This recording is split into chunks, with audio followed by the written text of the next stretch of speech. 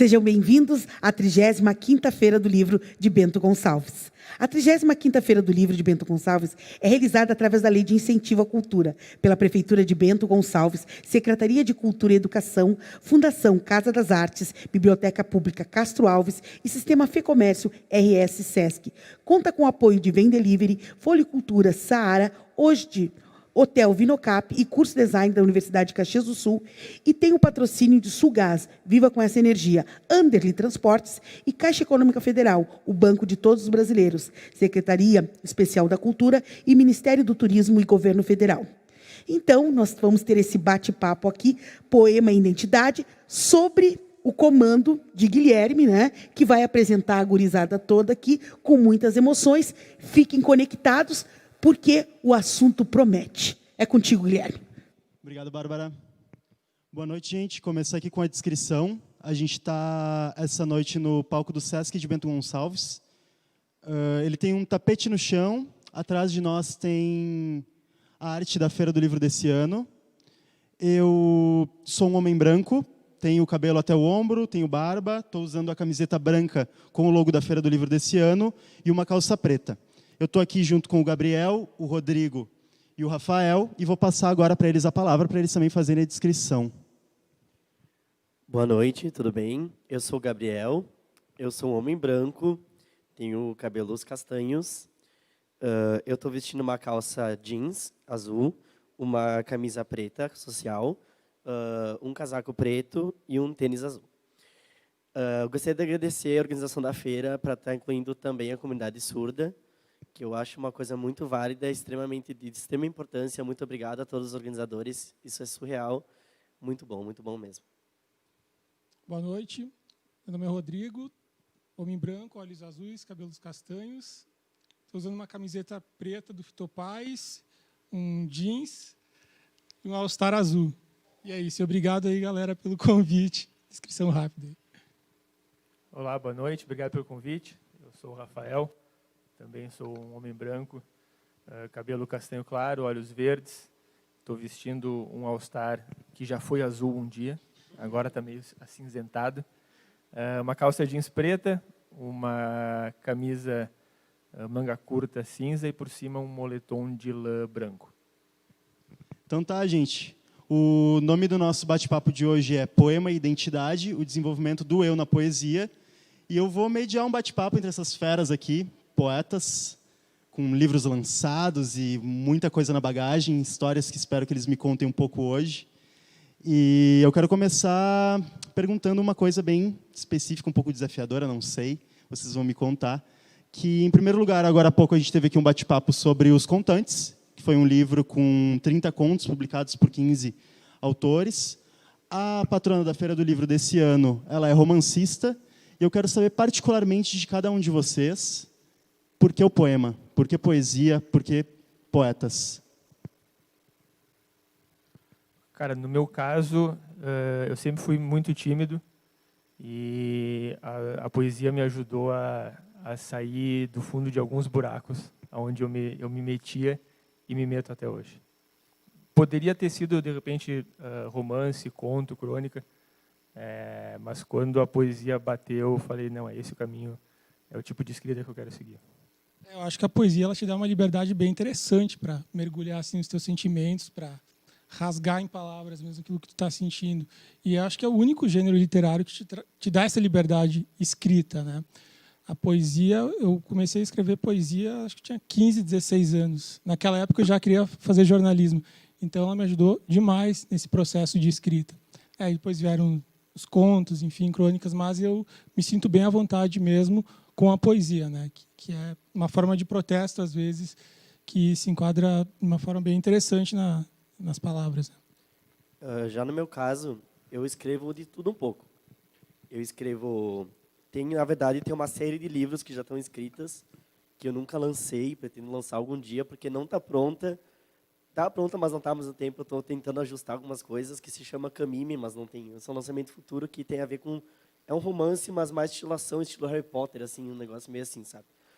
Então, eu escrevo um pouco dessa coisa de romance, mas o meu foco também é poesia, porque, assim como o Rodrigo falou, a poesia dá para nós uma liberdade de rasgar o nosso coração, o nosso sentimento e expor aquilo em palavras. E eu acho isso uma coisa assim fenomenal no poder que os versos têm, né? Eu acho isso muito legal. Pois é, a poesia ela é muito particular, né? Ela tem um caráter muito confessional e principalmente na escrita de vocês eu percebi isso, que é muito particular, fala muito de experiências particulares de vocês. E como o Rafael falou, de ser uma comunicação, né? Tu não conseguia se comunicar direito, um pouco tímido, e a poesia foi o teu caminho. Eu também, eu compartilho com ele. Eu era bem tímido no colégio. Eu fui para o jornalismo em função da escrita, porque eu era super tímido e a poesia foi Eu nunca fui tímido. Pois então, eu queria saber a função da poesia na vida de vocês. Como se deu até agora qual a função da poesia na vida de vocês? Porque a poesia, como diversas tantas outras artes, sempre se tem, eu acho que um questionamento que vem do senso comum de, mas para que isso? Para que serve isso? Para que eu quero saber da vida do outro através disso? E eu quero saber particularmente de vocês, o fazer poético, o escrever da poesia no momento.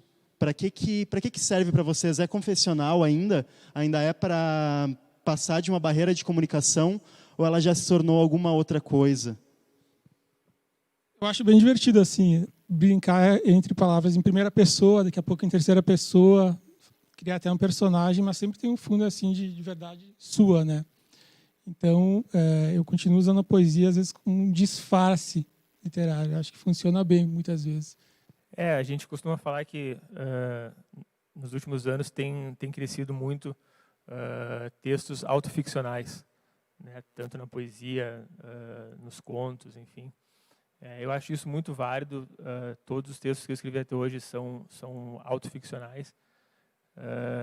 E eu gosto de sempre deixar uma brecha em aberto para que quem está lendo defina se o sentimento era positivo ou negativo, se a pessoa morreu ou não morreu, se era amor ou se era paixão.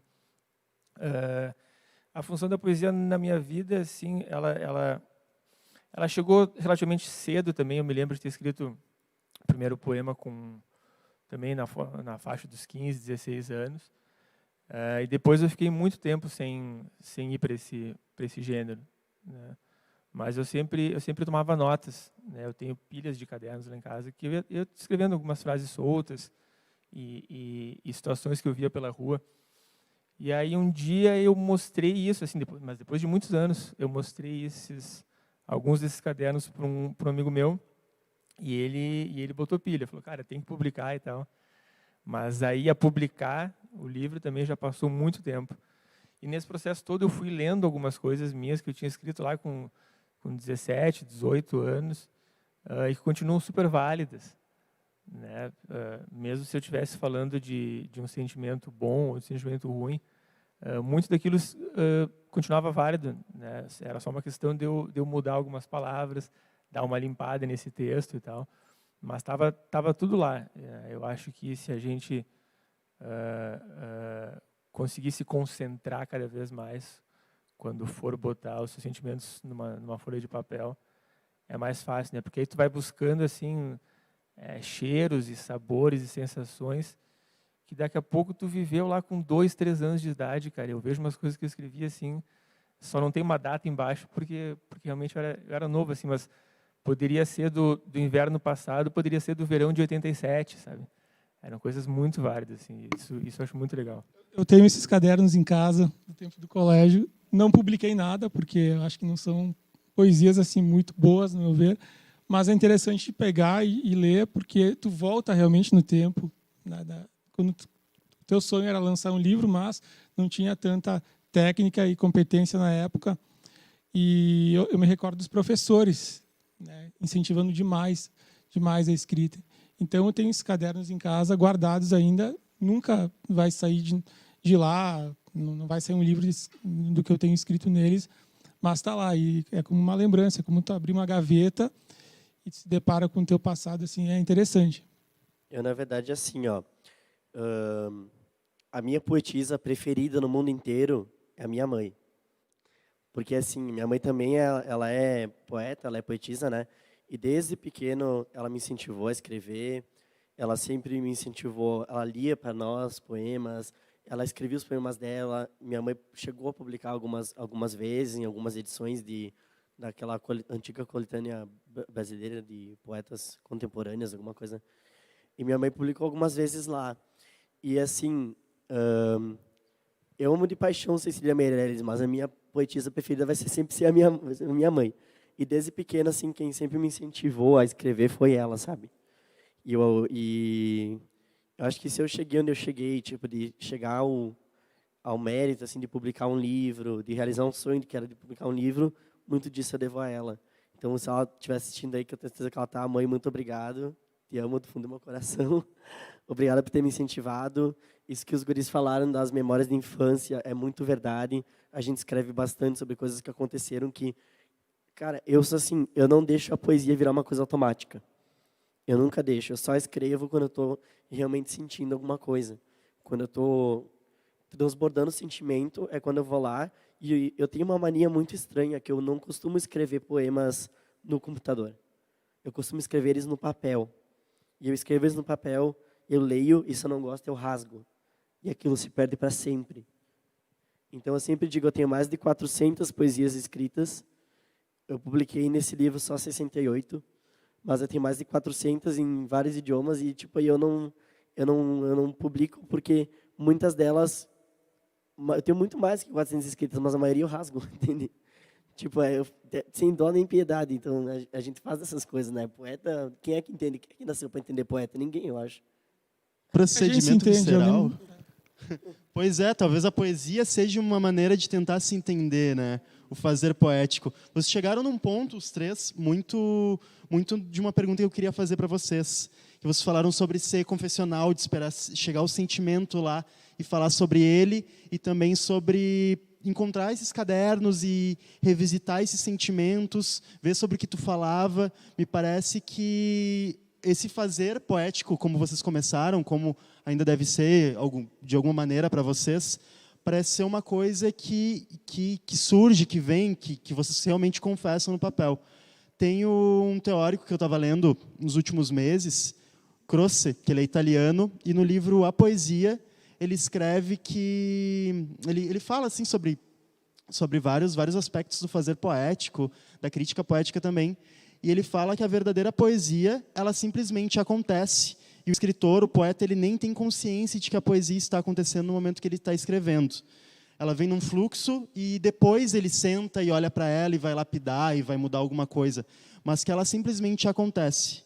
É um procedimento que ele está lá e ele escreveu, e depois que ele terminou de escrever, ele vai ter a consciência de que ele fez o poema. É como se o poema simplesmente surgisse pronto ali, e depois, claro, ele fosse lapidar, fosse ver a qualidade daquilo, fosse rasgar, fosse ver o que está ali, né? É uma epifania. Aí que tá, eu quero uma saber para epifania. vocês. Eu tenho uma teoria muito estranha sobre isso, as pessoas vão achar que eu sou biruta, mas enfim. A teoria é de que todos os textos do mundo já estão escritos, a gente não escreve, a gente só descobre.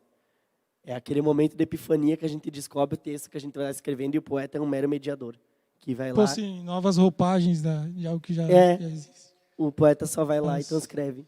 Eu acho que a poesia, o legal assim é a imperfeição, né? Porque ela é imperfeita, né? Não existe perfeição na poesia. Eu acho que isso que instiga ainda mais a escrever. Ou seja, pegando esse gancho que o Gabriel falou, já existem os ghostwriters muito antes da gente cunhar o termo ghostwriter, né? A gente só bota o nosso nome, mas na verdade o texto é de uma galera que nem estava nesse plano, talvez. É de se pensar. Muito interessante vocês falarem isso. O Croce, nesse mesmo livro, ele fala que a poesia, ela não pertence à humanidade, que ela é inerente ao gênio da humanidade, e aí que tá, é como se a gente recebesse a poesia. Eu acho que a poesia, se tivesse que pertencer a alguém, deveria pertencer aos cachorros que bebem vinho na quarta-feira. Que foi uma história que rolou antes ali, que eu fiquei muito curioso em saber. Cachorros que bebem vinho nas quartas-feiras. Essa história aí em off, depois a gente conversa, eu sei um O pouco. que eu falo sobre a poesia é que, basicamente, as pessoas dizem... É uma frase muito comum que as pessoas falam que errar é humano. Você já deve ter ouvido essa frase. Eu discordo completamente dessa frase. Eu acho que errar não é humano. Errar é uma coisa animal. Eu acho que todo ser vivo pensante não, enfim, que seja...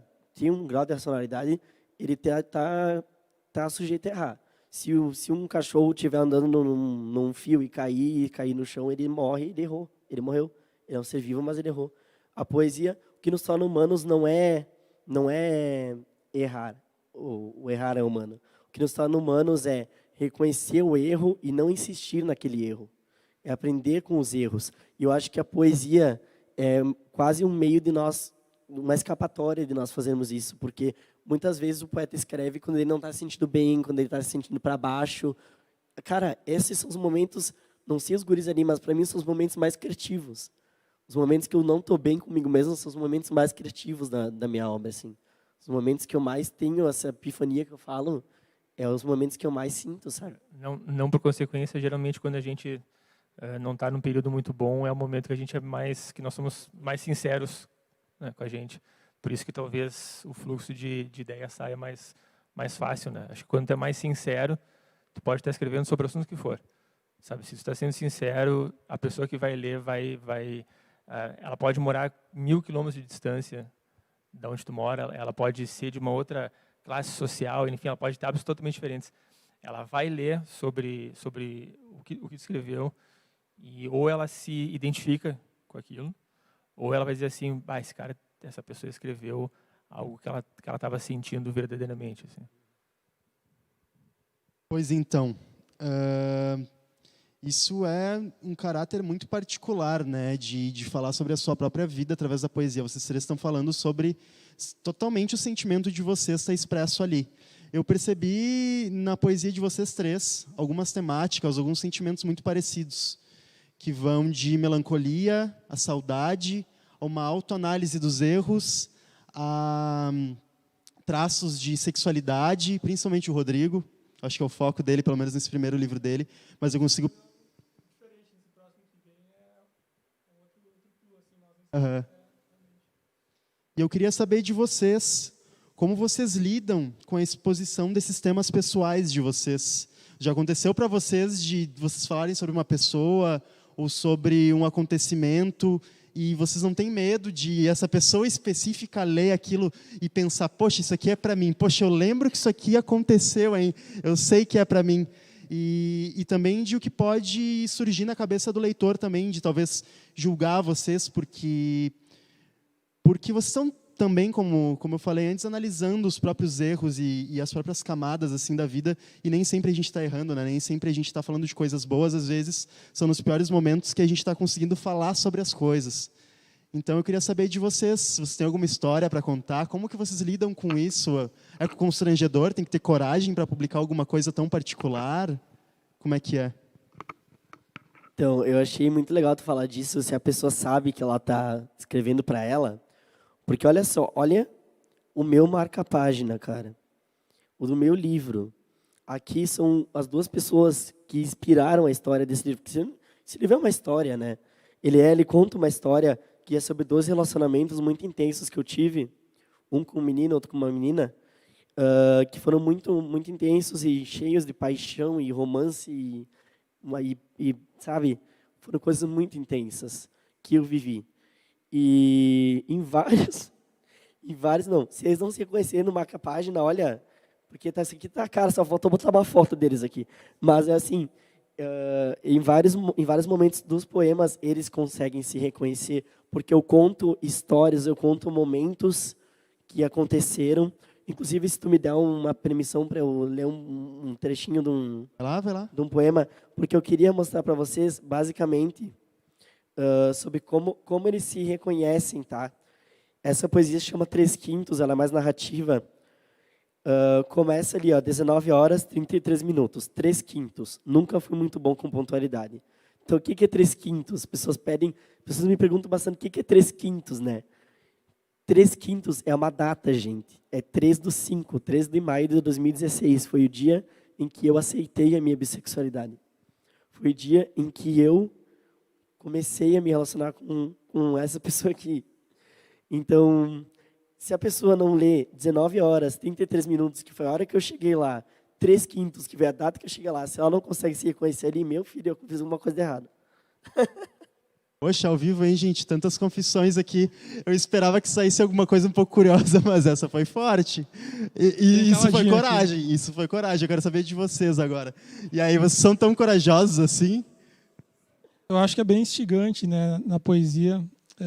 Nunca me preocupei realmente sobre pré-julgamentos, o que poderia acontecer com determinada poesia que fosse publicar, o que vão comentar sobre aquele verso, enfim. Eu sempre fui muito verdadeiro. Eu acho que todo poeta é verdadeiro, né? Quando está escrevendo, ou naquele momento, seja de dor, assim, ou não, como Escritos da Carne é diferente, né? Vai mais para o erotismo. Eu quis fazer um livro mais voltado para uma temática em específico, para conversar de uma forma diferente com as pessoas. E eu pensei assim, ou eu lanço um livro nesse formato, ou não lanço nenhum livro na época, quando escrevi, né? Porque eu queria algo instigante e diferente, para provocar, no bom sentido. Eu gosto muito do Paulo Leminski, que ele faz muito isso, fazia muito isso, né? Ele ainda é considerado um poeta super pop, de escrever muito sobre ele e brincar com as palavras, enfim. E aí, no Escritos, rolou bem esse estilo e, sei lá, fiquei bem satisfeito com o resultado. Mas não, eu nunca assim me preocupei com julgamentos, né? Enfim, eu acho que o divertido é se jogar mesmo e ser sincero consigo mesmo, né? Acho que, pelo menos na poesia é assim, é como escrever um conto, um romance, enfim, que tu vai sentar lá, tu vai trabalhar a poesia, tem que ser, se tá com vontade de escrever, escreve, senão para mim funciona dessa forma, pelo menos, né? Um processo criativo. Olha, esse tema é meio polêmico, né? Não sei o que o horário permite falar aqui, enfim. Eu nunca, pelo menos não que eu lembre, escrevi algum poema escancarando muito alguma coisa. Seja político, sexual, drogas ou qualquer outro assunto meio difícil da gente falar, né? Mas não por uma questão de medo, nem por não conseguir, mas porque naquele momento não se adequava aos poemas que eu estava fazendo. Não valia a pena daqui a pouco colocar um palavrão no meio de um poema só para ele dar aquele susto, sabe? Ou citar algum órgão sexual só porque ia ficar mais forte o poema, sabe? Ou tocar muito nessa ferida. Ao invés de tocar na ferida, assim, eu prefiro ir passando a mão perto ali da ferida e aí, de novo, né, deixar para quem está lendo entender se eu toquei na ferida ou não no final. E nunca passei por nenhum perrengue assim muito forte nesse sentido. Acho que a única vez em que eu me senti tímido mesmo, ou mais tímido, foi há bastante tempo ainda. Fiz uma oficina com o Fabrício Carpinejar, que era uma oficina de crônicas. Nunca tinha feito uma oficina de crônicas. E era crônicas de amor e sexo. E aí, na primeira aula, ele pediu para a gente trazer para a aula seguinte a nossa lista das principais taras. Eu fui para casa e escrevi uma pilha de taras, assim, mas uma pilha grande de taras, né? E pensei, eu vou arrasar, né? Na aula seguinte eu vou arrasar. E aí eu comecei a ler as minhas taras e ele disse assim, cara, nenhuma delas me daria vontade de virar a próxima página do teu texto. Porque era aquela coisa, tipo assim, ou era uma perna, ou era uma bunda, ou era um peito, ou era porque era loira, ou porque era muito alta, ou era, sabe, uma ilha deserta e tal. E aí eu voltei para casa, refiz, e aí hoje em dia, de vez em quando eu boto lá em algum poema uma tara por uma clavícula, as pessoas ficam desesperadas. Que esse cara tem uma tara por clavícula? E eu acho clavícula uma das partes mais lindas do corpo, cara. Clavícula, nuca, adoro nuca também, pinta.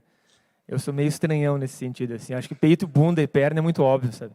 É muito óbvio, cara. Eles dizem assim, aquela guria tem uma bunda bonita. Eu já vi, ela acabou de passar aqui na frente. Mas assim, que mais que tem ali? Agora, quando o cara olha e diz assim, aquela guria tem uma clavícula sensual, esse cara é muito tarado. Esse cara é muito tarado. Pelo menos não fui só eu que fiquei na reta agora. Bom, tu mesmo fala em um poema, né? Certas taras não exigem convite. Certas taras não exigem convite, é isso aí. Vem daí alguma coisa relacionada ou tu já tinha escrito esse poema antes de fazer a oficina? Cara, eu acho que eu posso contar, porque essa pessoa não deve estar vendo o vídeo agora. Não, uma vez eu tive alguns dates muito curtos com uma pessoa que eu julgava que era muito mais tímida que eu, muito mais travada do que eu. E ela se revelou justamente o contrário, assim. E aí eu falei, bah, eu achava que ela ia, tipo assim, que ela ia pedir várias licenças até mostrar o seu lado mais sexy e tal. E ela chegou chutando a porta. E esse negócio ficou na minha cabeça, e aí eu botei, ó, certas taras não exigem convite. Né? Poema muito bom, por sinal. Isso aí é um negócio que eu queria comentar, que no meu livro eu chamo ela, que seria a minha namorada, a ex, né, de Fênix, e ele de Camafeu, ou 3/5, como eu me refiro a ele, né. Só que a Fênix, gente, quem conhece, ela é bem tímida, né, tipo, não deve estar assistindo também. Mas é assim, tipo, é aquelas pessoas assim que tu, sabe? Mas por que Fênix, cara? Porque é um ser de fogo. É fogo. O que tu imagina quando tu vê Fênix? Fogo. Também, justo como ele falou, algumas taras não pedem permissão, né? Tipo, eu vivi, foram amores bem intensos no meu livro. Um deles foi mais curto, mas os dois foram, acho que no mesmo grau de intensidade, assim. Foram amores bem inspiradores para a questão da poesia. Olha só um dos assuntos que a gente veio parar nesse bate-papo, gente. Eu imaginei que a gente fosse tocar em sexualidade, mas eu não achei que a gente ia para tantos detalhes. Falei de coragem, vocês mostraram que tem. Agora vamos tentar dar uma amenizada nesse fogo. Eu quero saber de vocês agora em contexto pandêmico, que já dá também no distanciamento social, a gente muda um pouco o contexto. Eu quero saber de vocês como está a produção de vocês. Se são momentos que rendem muito mais coisa, muito mais pensamento sobre essa situação, seja a própria vida de vocês particular, seja sobre contexto político, seja sobre a situação do mundo que a gente está vivendo, ou se, na verdade, está preso em casa, está mais tempo com os próprios pensamentos, atrapalhou vocês e vocês estão produzindo menos, estão um pouco mais distante do papel ou do computador. Eu quero saber particularmente de vocês como está o processo de escrita, se vocês estão escrevendo livros agora, estão em algum projeto futuro, como que vocês estão se organizando nesse ano tão atípico? Um ano bem estranho, né, na real. O Imerso, que é o livro que eu lanço no final desse ano, março, abril, ele estava praticamente finalizado, a pandemia estava iniciando. Mas, quando eu pego algumas poesias desse livro, parece que eu escrevi na pandemia, porque está bem nebuloso, assim, muito diferente de Escritos da Carne. E o processo está muito interessante. Eu sou jornalista, então o dia inteiro assim atrás de informação também, e o ano uma mescla muito grande de pandemia, política, e aí tem que tirar um tempo para a literatura, que também é interessantíssimo. Semana passada eu estava lendo o livro da Ed e Warren, né, os médiuns lá dos Estados Unidos, enfim.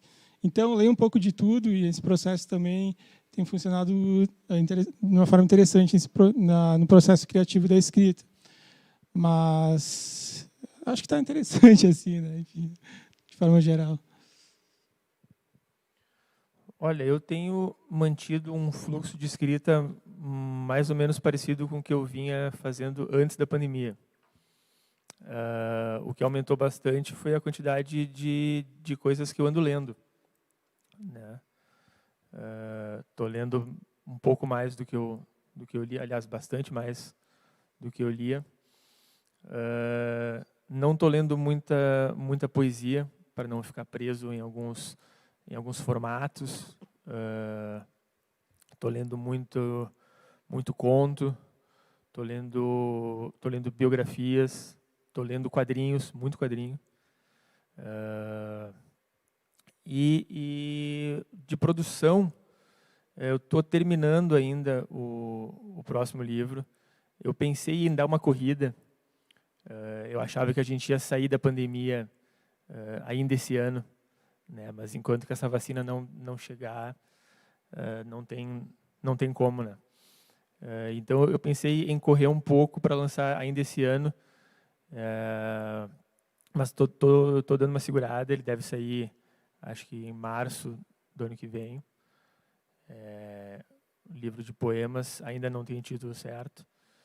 E ele continua falando sobre os relacionamentos de uma forma geral, né? O primeiro livro, O Falhas que Só Existem no Sul, ele é quase todo sobre um relacionamento de uma pessoa com outra.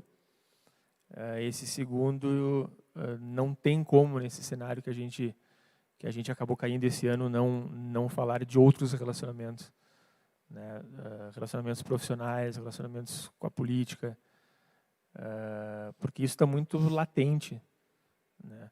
Obviamente que eu não sou cientista político, então não vou entrar a fundo em nenhum assunto. E também tem que tomar um certo cuidado para não escrever com muita raiva, né? Porque, de repente, está com muita raiva, a escolha de palavras pode não sair tão bacana, né? Mas eu acompanho muita poesia slam, que é uma galera que tem um flow, assim, tem uma linguagem muito legal, cara. Em Porto Alegre eu sigo alguns grupos e tal. Aqui em Bento sei que tem um pessoal fazendo também slam. Essa turma manda muito bem nas questões político-sociais, sabe? Porque, cara, eles estão sentindo muito mais na pele que eu, sabe? Então, às vezes eu tento puxar alguma coisa mais social, mais política, e eu vejo que fica um pouco forçado, sabe? Eu tive sorte obviamente, todo mundo está sentindo os efeitos dessa pandemia, né? Não tem como. Mas às vezes eu começo a ir para um lado e eu vejo que fica um pouco forçado. E aí eu prefiro só dar umas pinceladas e voltar para o assunto que eu estava antes. Mas acho importantíssimo a gente tentar trazer o momento que a gente vive hoje no Brasil para os nossos textos. Há quem consiga perfurar a carne até o fundo bem, e tem gente como eu que não, mas igual, assim, acho que todo mundo tem que estar falando sobre esse assunto, porque a gente precisa mudar e precisa mudar rápido. Eu, na verdade, eu confesso que eu estou um pouco parado esse ano. Não sei se é só pela pandemia ou se é porque eu me enchi de coisa demais e eu acabei me sobrecarregando um pouco, função de trabalho, de faculdade. E a faculdade eu acabou que voltar às aulas remotas, eu acabei nem me inscrevendo, mas por opção também.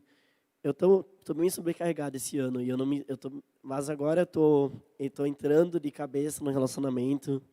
Tô até da aliança aqui, ó, que eu coloquei hoje. Amor, tá me assistindo, te amo. Eu coloquei hoje, então estou entrando em outro relacionamento que eu espero que seja tão intenso, mais intenso do que foram esses, e que eu sinto que vai ser uma coisa boa para mim. E eu espero também que ele me inspire mais e mais a fazer mais poesia, a praticar mais, a fazer mais a escrita, né? Renda livro também. Que renda livro. Pois então, a gente tem aqui o Rodrigo usando uma camiseta do Fitopaz, vocês dois de All-Star azul, super musicais também, referências.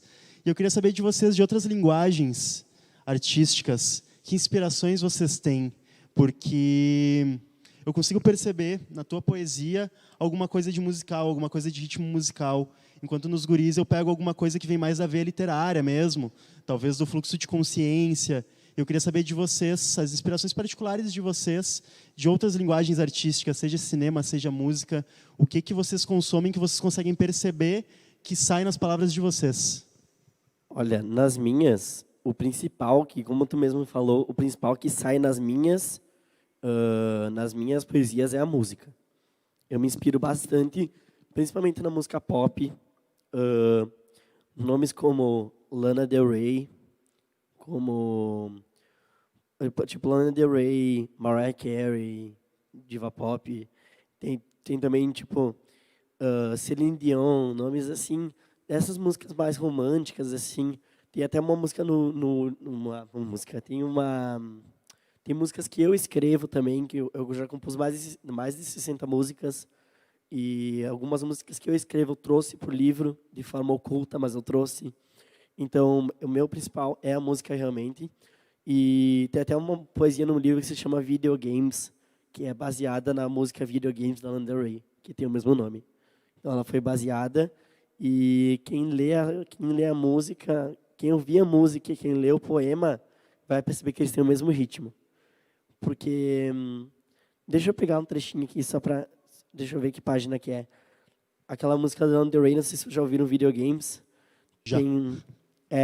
Tem uma poesia no livro que se chama Videogames. Enquanto eu procuro aqui os guris, eu passo a palavra para os guris, Claro, depois claro. eu volto daí. Basicamente, música e cinema, né? Mais música do que cinema, mas uma mescla interessante. Eu consumo muito terror, assim. Eu acho que isso que tem trabalhado bastante no Imerso. Mas a música, o rock argentino, assim, é o que mais me chama a atenção, e é por aí que eu acabei desenvolvendo algumas poesias até em espanhol, por Escritos da Carne, que vem um pouco daí também. Acho que música e cinema resume de uma forma interessante essa veia assim para a escrita. Todo mundo falou da música e eu acho que não tem como fugir, né? A poesia e a música caminham juntas. Basta ver o Dylan ganhando o Prêmio Nobel de Literatura há poucos anos atrás, né? Eu sou muito fã dele. Isso até já me causou alguns problemas, mas enfim. E da música, em geral, eu acabo pegando um pessoal um pouco mais antigo. Rock dos anos 80, 60, 70 e 80. Chuck Berry, Bob Dylan, blues e jazz também. Aqui no Brasil, samba, eu ouço muito samba. Eu tenho sérias dificuldades com o pagode, mas com o samba eu acho sensacional. É bem diferente, né, samba? O rock dos hermanos também, Fito Paz, Charly Garcia, Soda Stereo, Los Rodrigues, aí a turma vai longe. O cinema acaba indo junto também. Eu sou muito... Obrigado pela luz. Eu sou muito fã de filmes que têm longos diálogos, né? E eu sou muito detalhista, então eu fico gravando aquelas cenas assim. Não sei se todo mundo já viu, devem ter visto e tal. Se não viram, é dever assistir. Um filme chamado Perfume de Mulher, que é do Al Pacino. Maravilhoso, né? Cara, e ele faz um papel de um cego. E em determinado momento ele dá um discurso de uns 5 minutos. Obviamente que aquela cena ela teve cortes, né? Eu não sei se ele fez aquele texto realmente direto, sem cortes. Mas se tu observa no filme, ele não pisca os 5 minutos inteiros, né? E eu uma vez, e eu sou fanático por essa cena, assim, eu quase que decorei ela toda. E uma vez eu estava contando sobre essa cena para o meu namorado, talvez, e ela disse assim, tá, mas o que tu mais gosta nessa cena? Tipo assim, qual é a palavra, qual é a frase? E eu falei, não, o que eu mais gosto é o fato de que ele não pisca a cena inteira. E aí eu escrevi um poema sobre o Al Pacino que não pisca no discurso do filme, sabe? E poderia falar sobre as palavras que ele usa, sobre como que aquele discurso dele encheu de lágrimas quem estava presente. Não, eu fiz o texto sobre os olhos que não piscaram, né?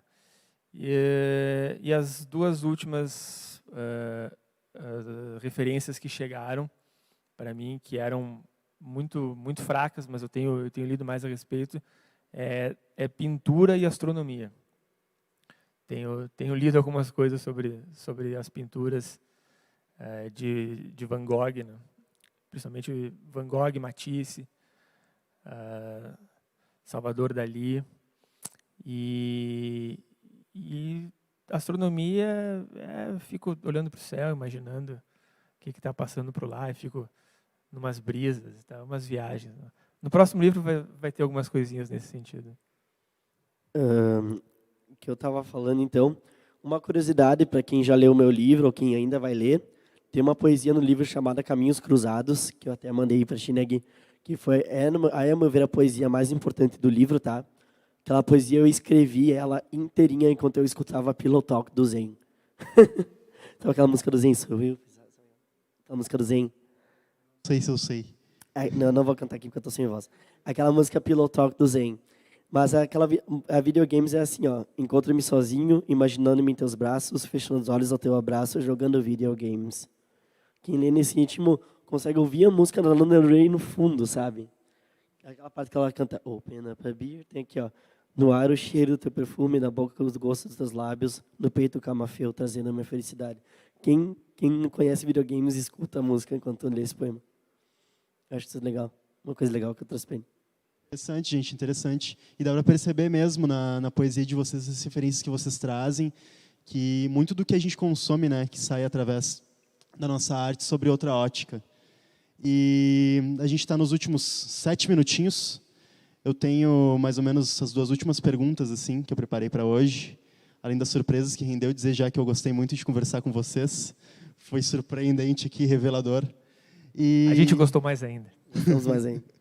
o pessoal de casa, então, eu quero saber de vocês. É uma pergunta que eu fiz para a Letícia Verchovski, que também é a patrona desse ano. E bem particular de vocês. Se vocês pudessem escrever um livro em parceria com qualquer autor, vivo ou morto, quem seria e por quê? Eu já tenho a resposta na ponta da língua. Eu escreveria um livro com Cecília Meirelles. Porque Cecília Meirelles, para mim, inclusive tem uma coisa, eu vou contar uma outra curiosidade sobre o meu livro, que eu puxei da Cecília Meirelles, tá? A Cecília Meirelles, na obra dela, ela adota muito a água. Não sei se vocês já ouviram falar disso, mas ela adota bastante a água. Vários poemas dela, o ritmo deles é do vai e vem, como se fosse uma onda da praia. Em vários poemas ela cita diretamente a água, ela cita diretamente ondas. No meu livro, o meu livro tem criaturas aladas. Tu abre ele tem pássaros, ele tem borboletas, ele tem fênix, ele tem zangões, tem tudo criaturas que têm asas. Meu livro é sobre liberdade. Assim como a poesia de Cecília é sobre a água, o meu livro é sobre o vento, é sobre voar, é sobre ser livre. E eu acho que se eu juntasse isso numa obra com a Cecília, não, estou longe de ser uma Cecília, mas quem me dera ela estivesse viva para que eu pudesse sentar com ela e escrever alguma coisa, cara, meu Deus, que sonho. Seria tudo para mim. Eu não sei se eu ia conseguir escrever um livro junto com essa pessoa, mas eu gostaria muito de ter passado um tempo com o Eduardo Galeano. Só para eu ter uma boa desculpa para ir morar em Montevidéu e ficar comendo carne, tomando vinho e assistindo jogo de futebol lá no Centenário. E, obviamente, se tivesse tido a chance de tomar um café com o Eduardo Galeano, eu acho que eu nem ia ter uma pretensão de mostrar um texto meu para ele ou de querer escrever uma coisa com ele. Eu só ia olhar e dizer assim, obrigado. Era isso. Observar de longe, assim, se conseguir dar um agradecimento. Continua e finge que eu nem estou aqui, e ele ia continuar e ia fingir que eu nem estava lá também, porque ele não se importava muito com isso. Assim. Mas acho que o Galeano seria... É um dos que sempre vem à mente, assim, quando me perguntam isso. Tem 2 nomes para mim, né? São bem diferentes, mas que, de certa forma, me influenciaram bastante. Lá atrás, o Mário Quintana. Né? Eu recordo de ler muito Mário Quintana na adolescência. Eu acho que seria o cara que eu não sei se escrever um livro, mas conhecer e trocar uma boa ideia sobre Porto Alegre lá dos anos 70, 80. Ele passou por muitos perrengues. Eu acho que teria uma bagagem incrível para fazer uma parceria, imaginando agora, viajando um pouco, né? Mas, enfim, acho que Mário Quintana. Eu fico em dúvida entre o Quintana e o Galeano. Assim, né? Mas, poderia ter sido também o Mário. Né? Se eu pudesse ter passado um tempo com o Mário Quintana, também não sei se eu ia mostrar alguma coisa para ele. Acho que eu só ia andar junto com ele, só para pegar as frases que ele soltava na rua. Assim. Tem uma frase dele que é muito boa, que uma vez ele estava caminhando no centro de Porto Alegre, e aí parou para tomar um café, e alguém chegou para ele e disse assim, então, o senhor que é o famoso poeta Mário Quintana? E ele virou e disse assim, às vezes. Eu queria só estar junto só para tomar nota desses cortes que ele dava. Assim, Pequenos que insights. ele era mal-humorado pra caramba também. Era um gênio, e como todo gênio, mal-humorado, né? Não gostava muito de dar autógrafos e coisas assim. No final da vida dele, passou por um perrengue tremendo, que ele foi demitido do Correio do Povo, e aí praticamente ficou sem dinheiro.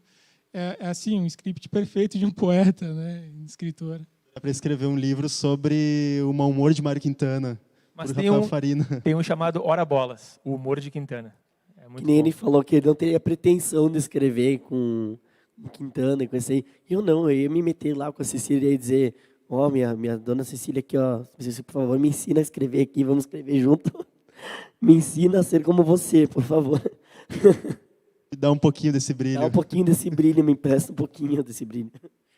Então tá, gente, agradecer vocês por estar aqui hoje. Agradecer a organização da Feira do Livro por colocar a gente aqui. Agradecer o pessoal que está em casa por estar assistindo a gente.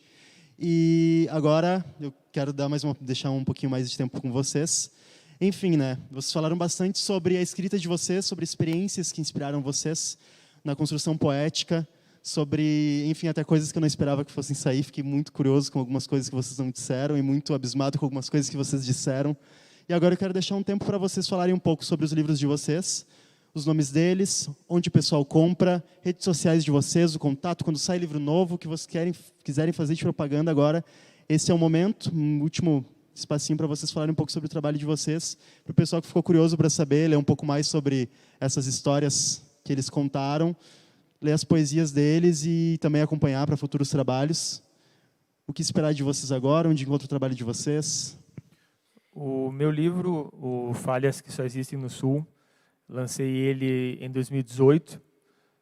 Se alguém se interessar, pode me chamar pelas redes sociais. Mais fácil pelo Instagram, rafael.com.f. Depois eu explico o porquê desse com F.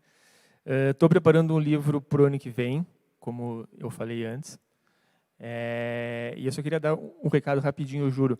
A partir da semana que vem, em parceria com a livraria Don Quixote, mandar um beijo para a dona Eunice e o Beto, a gente vai estar com uma oficina de poesia, começa já na semana que vem, são 5 encontros, um por semana, e o 5º encontro vai ter a participação do Marcelino Freire, que é um escritor fantástico.